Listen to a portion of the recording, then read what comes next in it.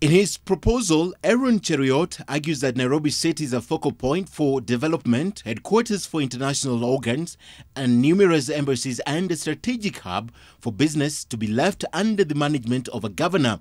Due to its cosmopolitan nature and being a place for all, he argues that the city is distinct from other counties and requires to be managed and planned differently. When you procure, when you prescribe local or regional problems, and you want to say that whatever we are proposing for a county like Kericho or Kisumu should be similar to a county like Nairobi, I think you're getting it all wrong. For this to be realized, the Senator is proposing a constitutional amendment at Article 6 by amending Clause 1 to read, "The territory of Kenya is divided into the national capital city and the counties." He also proposes a further insertion at Clause 1A to read, "The national capital city shall be known as Nairobi and shall be the seat of the national government."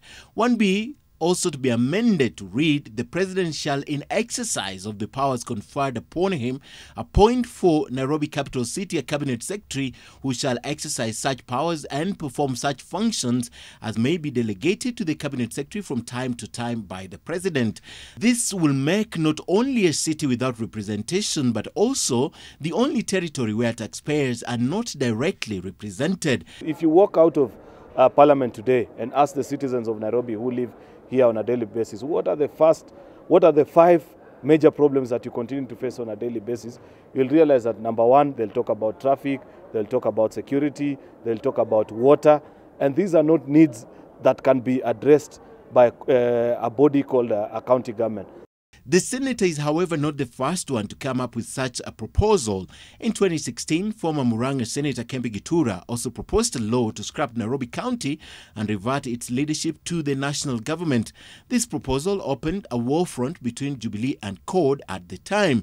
Nairobi was then represented by a CORD governor, and the move was seen as an attempt by Jubilee to reduce the dominance of CORD in the counties. This proposal is currently awaiting publication.